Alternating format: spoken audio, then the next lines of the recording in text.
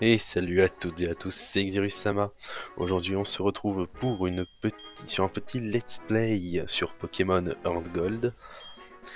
Alors, le temps que la petite introduction donc du jeu se fasse, je vais vous expliquer donc environ donc à peu près ce qu'on va faire dans ce let's play. Donc évidemment, le but vous l'aurez deviné, donc ça va être tout simplement donc de finir l'aventure principale. Et donc dans un premier temps, donc battre le Conseil 4 avec Peter. Après, donc, on pourra très bien, donc après par la suite, si des vidéos vous plaisent, faire la partie Kanto. Et pourquoi pas essayer d'aller battre Red, ça pourrait être un bon objectif. Donc dans ce let's play, j'ai également mis donc on va mes deux règles. J'ai tout d'abord donc utilisé donc la méthode du Nuzlocke. Donc je pense que vous savez tous à peu près ce que c'est un Nuzlocke. Un Nuzlocke, c'est tout simplement un mode qui a été, enfin un mode, une façon de jouer qui a été rajoutée à Pokémon, qui fait tout d'abord en sorte donc, que vous ne pouvez capturer que le premier Pokémon donc, de chaque zone, donc ce qui vous limite en nombre de Pokémon. Donc par exemple sur la route 1, vous ne pourrez attraper que le premier Pokémon que vous rencontrerez, donc vous ne pourrez donc pas choisir vos Pokémon, ce qui va déjà augmenter la difficulté du jeu en lui-même. Et en plus de ça, vous ne pourrez attraper qu'un Pokémon, donc s'il meurt, ça va être très compliqué. Donc le deuxième point du Nuzlocke également, donc c'est si votre Pokémon il meurt, il est complètement inapte au combat, donc vous ne pourrez plus l'utiliser de toute l'aventure. Donc rien que déjà ça, ça va augmenter la difficulté, parce que comme vous aurez un nombre de Pokémon limité, et que si ton KO il meurt, vous allez beaucoup plus vous attacher à vos Pokémon. Et enfin donc j'ai rajouté également donc un petit randomizer. Donc un randomizer c'est très simple, c'est juste en gros ça va rendre aléatoire les rencontres des Pokémon, etc. Donc par exemple mes starters vont être aléatoires, les Pokémon des hautes herbes aussi, ainsi que les Pokémon des dresseurs par exemple. J'ai également randomisé donc les objets que je trouverai par terre. C'est pour ça que les objets que je vais récupérer sur le sol ne sont pas les objets qui sont censés être ici. C'est tout à fait normal, c'est juste le randomizer qui est comme ça. Voilà. Donc voilà, donc le temps que je vous explique à peu près, donc on a déjà fini l'introduction. Donc là on est descendu aller voir notre petite maman pour qu'elle nous passe donc tous les objets dont on aura besoin dans notre aventure.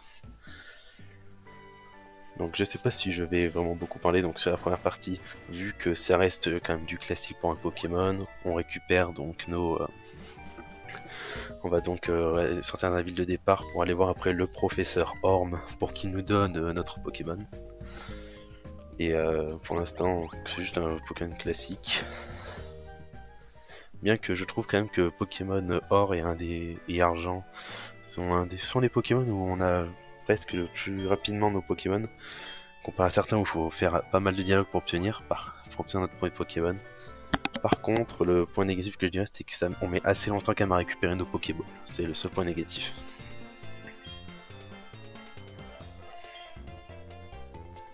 Donc là, vous connaissez le professeur Orm, on va lui parler, il va nous dire, évidemment, qu'est-ce qu'on ferait si on voyageait un petit peu avec un petit Pokémon tout à nous, tout mignon. Oui, on va pas abandonner notre petit Pokémon quand même. Alors pour information, donc j'ai juste décidé de faire Pokémon Or, tout simplement parce que je possède donc Pokémon Argent, donc j'y ai déjà joué plusieurs fois et j'avais envie de changer un tout petit peu avec Pokémon Or. Et là aussi, ça me permettra peut-être de finir entre guillemets le jeu parce que sur ma partie, je n'ai jamais été plus loin que la ligue, j'ai battu Peter, mais par contre, j'ai jamais fait la région de Kanto sur Pokémon Argent, Heart Gold et Or Soul Silver. Je m'embrouille en plus de ça, non c'est l'inverse. Et du coup, j'ai jamais fait la partie Kanto et encore moins affronté Raid, du coup ça pourrait être vraiment un bon début pour faire ça.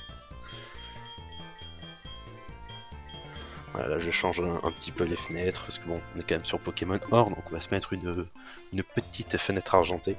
Et là on se retrouve face au choix des starters. Donc j'avais trois choix, voilà, comme vous voyez, Altaria, Parasect ou Tangalis. Bon, en vrai, c'est trois Pokémon qui sont pas complètement dégueux pour des starters, parce qu'en starter en général, on peut se retrouver avec des Pokémon de base qui sont pas ouf du tout, donc ça pourrait être assez compliqué. Je n'ai pas pris Parasect parce que je ne l'aime pas, c'est tout simple. Et après, il me restait que Altaria ou Tangalis, mais en vrai, les deux Pokémon étaient assez bien. Tangalis et Parasect, c'est deux Pokémon que j'aime bien, mais c'est pas obligatoire. Celui que je préfère Altaria, du coup j'ai préféré prendre un petit Tangalis, voilà, qui est un de mes Pokémon que j'aime beaucoup quand même, Tangalis.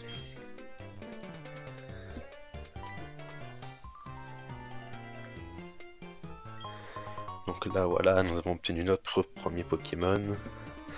Et bah, du coup, on va retrouver Celestia dehors qui va évidemment nous complimenter.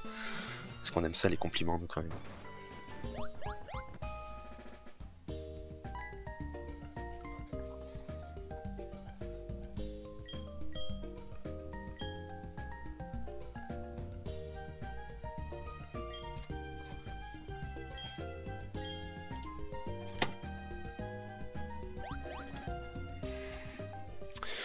Voilà.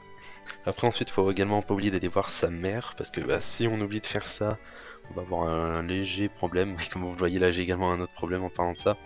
Du coup, mon émulateur, bah, il a pas eu le temps donc de charger comme il faut les sprites. Et du coup, on se retrouve avec des petits carrés.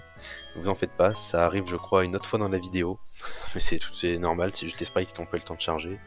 Et ça risque d'arriver aussi plusieurs fois dans la série. Mais bon, ne vous en faites pas, c'est vraiment normal, il n'y a pas à s'inquiéter sur ça. Du coup, comme je disais, bah, il faut bien venir par la serre, parce que sinon, ça sera le professeur Orm qui viendra nous bloquer la route et nous dire qu'on a tout simplement pas parlé à notre petite maman. Et il a bien raison, parce que quand même, faut aller saluer sa mère, parce que c'est elle qui t'a mis au monde, donc fais pas chier.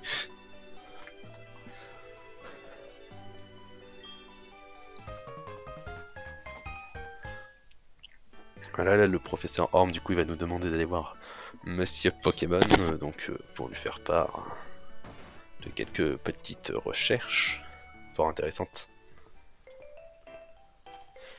Bon, là, du coup, je vais pas pouvoir attraper donc les Pokémon de cette zone, parce que je ne possède pas encore les Pokéballs. Du coup, donc là, le Nuzlocke n'a pas commencé. Je pourrais quand même attraper un Pokémon sur la route 1. Car bah j'aurais tout simplement pas encore les Pokéballs, donc commencer le Nuzlocke maintenant ça serait se donner juste un handicap parce que ça empêcherait d'attraper des Pokémon donc, qui pourraient nous être utiles plus tard.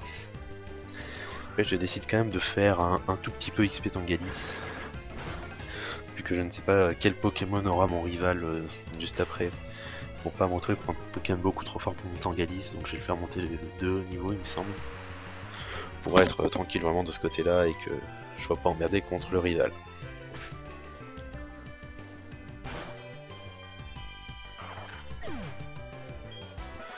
Le Mangriffe, vraiment pas compliqué. Et ce qui est bien aussi, du coup, dans les Nuzlocke qu'on randomise, c'est qu'en général, on tombe sur des Pokémon qui sont évolués, et du coup, les premiers niveaux, ils montent très très vite, et il y aura les parties d'XP, bah, elles vont vite, et on n'a pas besoin de rester des heures dans les hautes herbes à XP comme un con. Et ça, vraiment, c'est vraiment bien. Aussi, pendant qu'on a le temps, je vous précise qu'il risque certaines fois que mes Pokémon n'aient pas le même niveau d'une vidéo à l'autre. C'est pas que j'ai raté un épisode, vous avez raté un épisode ou quoi. Ça sera juste que entre deux épisodes, j'aurais fait un peu XP mes Pokémon pour les prochaines arènes, etc. Mais vous en faites pas, ce sera juste une séance d'XP, donc vous ne ferez rien de l'histoire du jeu ou alors des captures, etc. Ce sera vraiment juste pur entraînement. Voilà.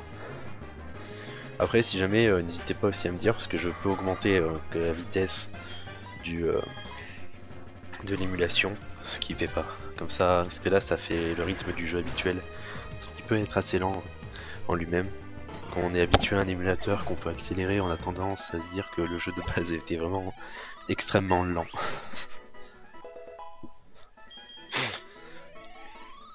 Donc voilà, notre petit Tangalis niveau 7. En général, je fais toujours ça lors d'un Nuzlocke, je monte mon Pokémon mon starter au niveau 7 pour être tranquille.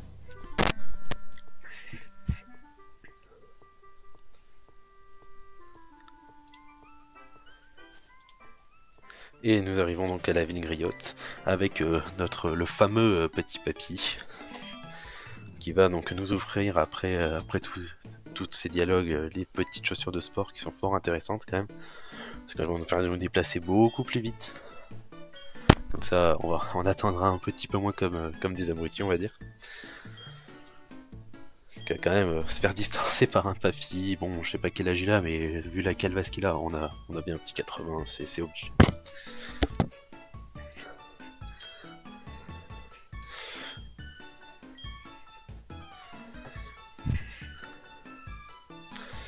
Voilà, c'est comme par exemple ces zones-là avec de l'eau, faudra pas les oublier parce que du coup ça ne compte.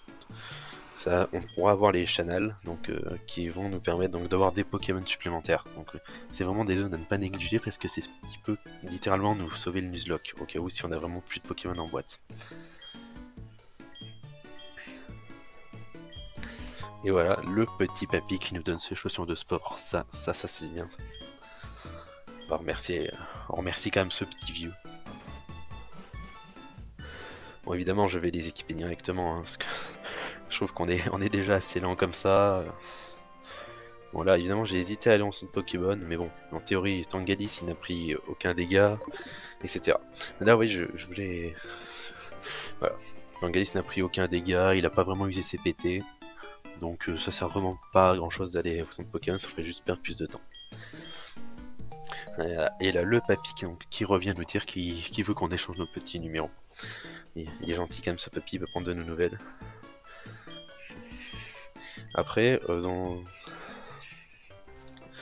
dans le jeu, je vais accepter donc de prendre les numéros des dresseurs, même si selon moi c'est vraiment quelque chose qui est pas très utile dans Gold ou Soul Silver. Sur gros, les appels c'est en général ouais, j'ai battu ça, mon Rattata il a fait ça. Ça sert pas vraiment à grand chose quand tu joues, à part si c'est ta mère qui t'appelle quand tu fais des économies. Mais même si c'est ta mère qui t'appelle pour les économies, je trouve que c'est pas vraiment intéressant de faire en sorte que ta mère conserve ton argent. Parce que des fois elle peut t'envoyer des cadeaux, mais en général c'est pas des cadeaux très intéressants, et en plus du coup elle use ton propre argent. Donc c'est vraiment pas ouf, vaut mieux je trouve garder son argent sur soi. Comme ça t'achètes vraiment ce que tu veux pour ton aventure, et en plus en Nuzlocke on aura besoin d'acheter pas mal de Pokéballs et de potions. Du coup je préfère vraiment garder ma tunasse, parce que vous allez voir dans le prochain épisode que j'ai déjà rec. Et ben les Pokéballs ça part extrêmement vite quand on va attraper des Pokémon, surtout que c'est des Pokémon évolués. En général, pour les faire rentrer, c'est une bonne grosse galère. Voilà, donc le petit monsieur qui nous a intercepté parce qu'on n'a pas voulu lui parler. Alors que bon, au final, il veut juste nous passer une boîte à noix agrumes, donc c'est pas vraiment intéressant. Parce que pour ceux qui ne savent pas, la boîte à noix agrumes va nous servir que quand on va arriver à Ecorcia avec Fargas. Donc Fargas, c'est quelqu'un qui va fabriquer donc les Pokéballs. Et donc avec les agrumes de certaines couleurs, on obtient donc les Pokéballs spéciales. Par exemple, on obtient des Mass Balls pour que les Pokémon plus lourds, etc. En temps normal, ça pourrait être pas mal ça pourrait être pas mal vu que j'ai besoin de Pokéballs. Sauf que le problème avec Fargas, c'est qu'il faut attendre 24 heures qu'il fabrique la Pokéball à partir du agrume qu'on lui donne. Du coup, bon, ça serait beaucoup de temps pour pas avoir tant de Pokéballs que ça au final. Après, si jamais je suis vraiment en rate de Pokéball à un moment, peut-être que je ferai ça en changeant un peu l'heure pour avoir des Pokéballs, mais c'est vraiment en dernier recours que je ferai ça, je pense. Pendant que je parle, je papote, mais on arrive du coup à la maison donc du petit monsieur Pokémon.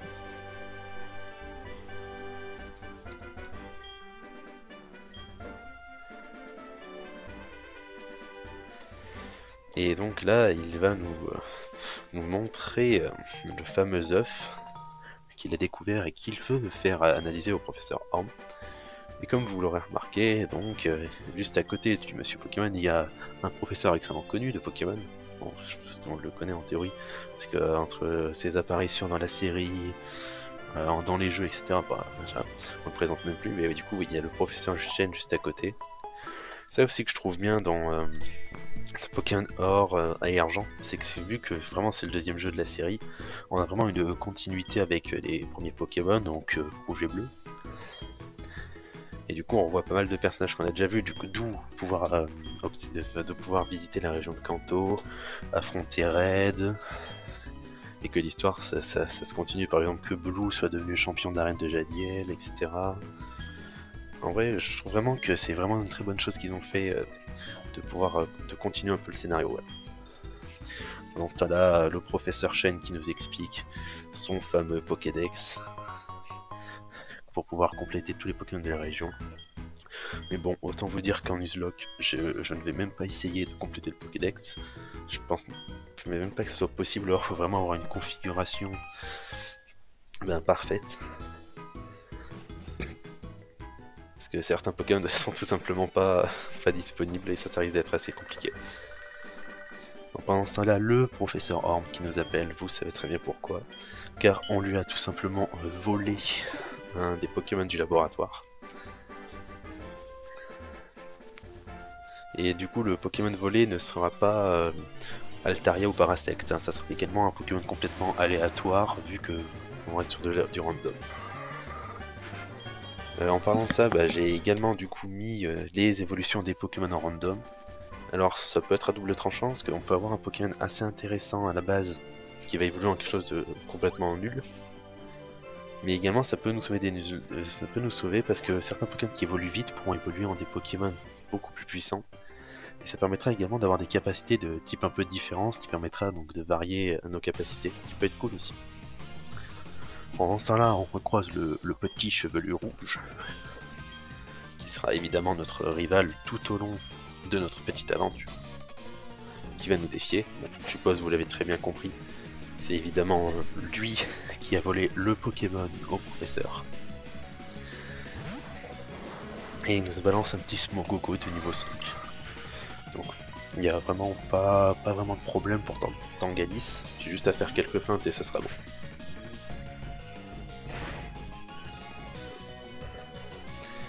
Alors ce qui aurait pu être dangereux, c'est qu'il m'a empoisonné. Donc il m'aurait très vite tué s'il avait enchaîné les attaques. Mais bon, vu qu'il m'aurait fallu que je fasse encore 2 attaques feintes pour mettre KO son Smogogo, c'était pas trop endommageant à ce point-là. Voilà, donc on va gagner le combat contre le rival. Et pour arrêter la vidéo, donc normalement, si je me souviens bien, j'arrête la vidéo juste après qu'on soit passé au laboratoire du professeur Orm. Voilà. Pendant ce temps, la Tangalis qui termine le Smogogo, qui est une bonne race. Voilà. Notre petit Tangalis qui est niveau 8. C'est ça qui me fait un peu peur aussi, parce que Tangalis, vu qu'il est monté niveau 8 et qu'il tape déjà assez fort, j'avais même oublié qu'il montait niveau 9. C'est ça qui me fait peur, il a un peu trop de niveau comparé aux Pokémon qui sont sauvages, et du coup je risque de les mettre KO et de pas pouvoir les attraper, ce qui peut être embêtant pour la suite. Donc voilà, fameuse réplique de la personne qui se croit trop forte. Hein, comme quand on a gagné par chance, que c'était de la pure chance. Alors que bon, on a littéralement roulé sur son Smogogo quand même. Et là, on a du coup vu le nom de ce petit important. Bon, je décide quand même du coup d'aller soigner vite fait Tangalis, parce que bon, avec le poison, il risquait de mourir sur le chemin. Et autant vous dire que s'il meurt, le Nuzlocke est tout simplement fini. Donc en un épisode, on aurait déjà perdu le Nuzlocke, ce qui serait pas vraiment fou, on va dire. Et voilà, maintenant on va pouvoir donc repartir vers notre petite maison pour aller revoir le professeur. Alors ce qui est bien aussi, c'est qu'on fait le retour à partir d'ici.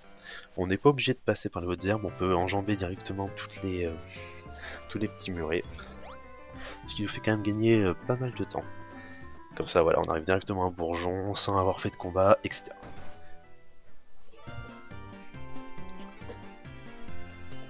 Et là, donc évidemment, la police est présente, car comme vous pouvez le voir, il manque évidemment une petite Pokéball sur le comptoir, donc qui a été évidemment volée par notre petit camarade juste avant.